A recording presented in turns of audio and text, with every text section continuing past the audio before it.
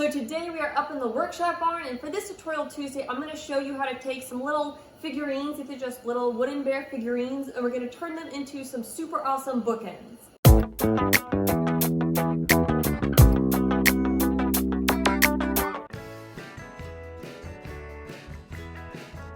All right, here's the first rock I'm going to grab, but I've got to find a second one somewhere. Okay, rock number 2.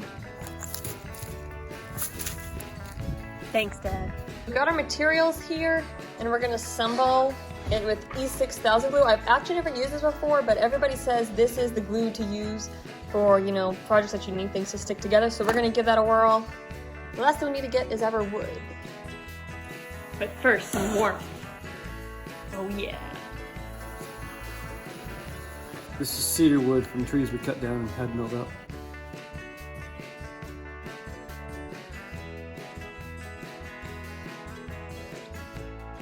So the first step is once you have your rocks and your figurines, you need to figure out what size you want the base to be. So we're measuring against both rocks because they're different sizes. We've already figured out this measurement. For us, that's going to be 5 1/8 inch. For you, it might be something different.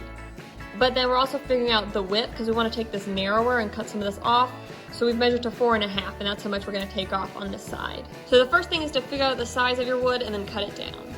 So when we went to cut our board, we found out that it wasn't completely even on both sides. So we're gonna first cut this one side just a little bit off to make it square, and then we'll put the now square side along our guide to make our actual cut. Whoa, that is really smooth. Do you want me to make these sides that smooth as well? Yes. Really pretty. Look, I like the like the angel wings right there. Oh yeah. Isn't that cool? Cute. Angel wings. I like how it has like the purple tone that's like a red. Alright, so 8 3/8 is how tall we want our back to be. So we're making a stop so that whatever this measurement is, if we get it right the first time, we're going to just cut it the next one and it'll be lined up right.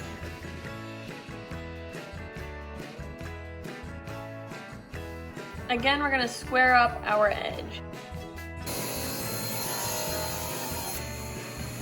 And because we forgot to square them both up at the same time, we had to readjust it, square it up, and then realign it to the joiner.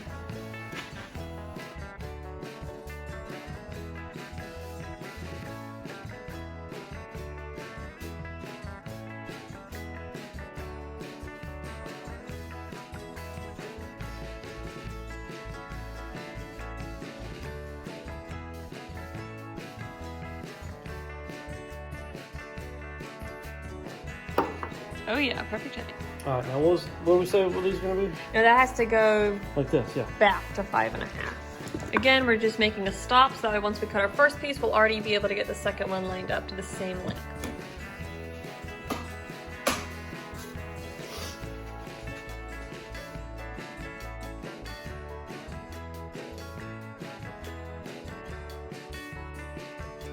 Cut a bad piece? No, we didn't cut a bad piece. We never. Yeah, we never squared off that one end. That one off, which is fine. Well, if you stick it there. We're gonna do it like this. Well, I was gonna say, don't if you flip this side to the back. Yeah. Slide it up with the cup like that. But yes, I could do that too. Yeah.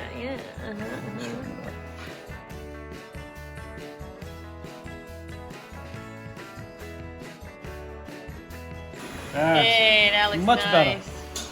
Very nice. Much better. Pretty sure I've got sawdust in my eye here.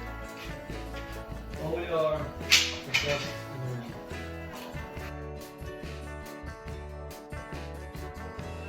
Aha, this is perfect. This is perfect for, you know what it's perfect for? What? Pocket holes. Pocket holes. Okay, we're gonna do some pocket holes, guys. It's perfect for that. Because Feed it from the bottom. the holes will be in the bottom, we don't have to fill them in. Sounds good? Boom. I feel like, well, which piece are you thinking to cut short? I don't care. Because I feel like we should make the base shorter. I feel like the height's good. Yeah, I was thinking to come back more like that, right? Well, right, but I still feel like the wood's too big. Well, that's fine. We cut the wood, but I'm saying, so that's how much you shorten it. Try them both and see how much we need to take off. Let's do this. Where's the measurement? So I feel like we come like 1 inch in on that one. And this other rock, we have more flexibility on how we turn it because it's smaller. I say we just hack another inch off the base. Okay.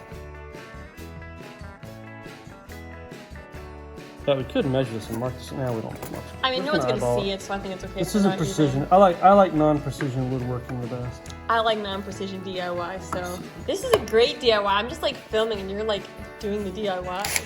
Here we go.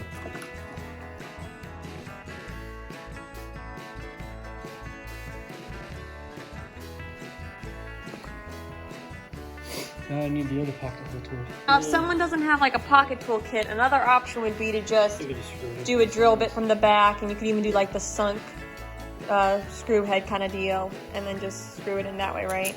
Yes.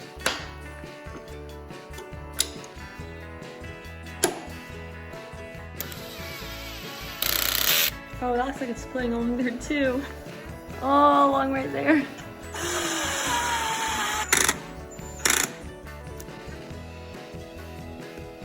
Pretty solid.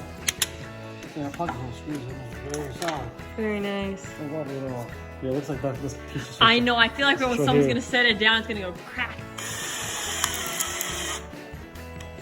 Oh, the back.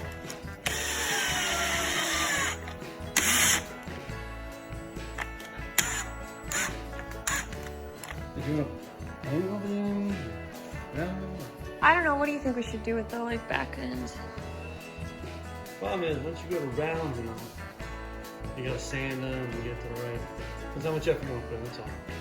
I kind of like just the simple, clean cut. Because I'm not like wow with the cut right now, but I'm afraid these are very sharp edges here too, so I have to sand them a little bit. Okay. You'll have to sand them a little bit. You got that right? Yeah, have to sand yeah, I got that. Okay. So after getting the bookend pieces assembled, I took these corners to the sander, and then just with some 150 grit sandpaper, I did the rest of these edges along here, on the front, side, and the back, just that way they're not so sharp. So now I gotta figure out how to position my bears on there.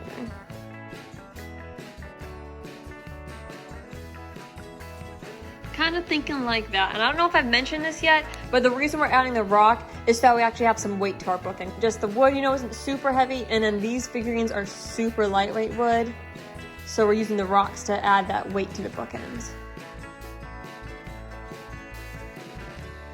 All right, here we go. It's time to actually assemble it. I'm gonna go ahead and assemble one of them first, and then I'll show you me doing the second one. There's all kinds of warnings on here. Vapor, harmful, possible cancer agent, so if I ever die, you know it's from the glue. But anyways, just be careful when you're using this, follow the directions, and be safe. If you squeeze it too much, it'll kind of, you know, ooze like that, so make sure you protect your work surface. Don't get it on my tail saw. That's right. All right, the first one went together pretty good, so I've got my pieces lined up the way I want them to look. It's gonna go like that. Let me get some more. And these rocks, they've got some give to them, so when I'm putting the glue on the bottom, I'm really concentrating on these ends where it actually has, you know, it's actually gonna touch, but I'm still gonna put glue in here. Plus there's a little bit of dirt on here, so my hope is that as long as I put enough on there, it'll hold well.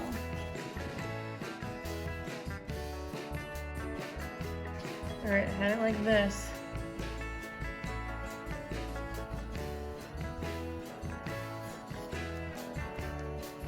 It's got a little bit of give still, but it sets pretty quick. So make sure you line it up the way that you want it. Let me get this bear. Yeah. Okay. And then I'm gonna repeat it with the bear. I might have actually had a little bit more glue on this one. Come back to our first one here. On pretty good. It says the glue says to let it sit for 24 hours for full strength. So it's a little wobbly. I'm gonna see if this one sets, or else I might pop it off and re-glue it. But at this point, all that's left to do is let it dry, and once they dry, I will show you them like when they're complete.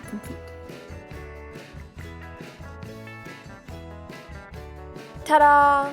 I love how we were able to take these cute figurines that didn't really serve a purpose other than collecting dust, and we turned it into something that was super practical and yet stays super cute.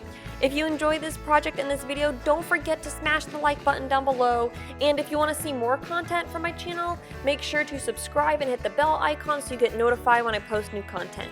Thanks so much for watching my video. Come back next week for another Tutorial Tuesday, and happy crafting!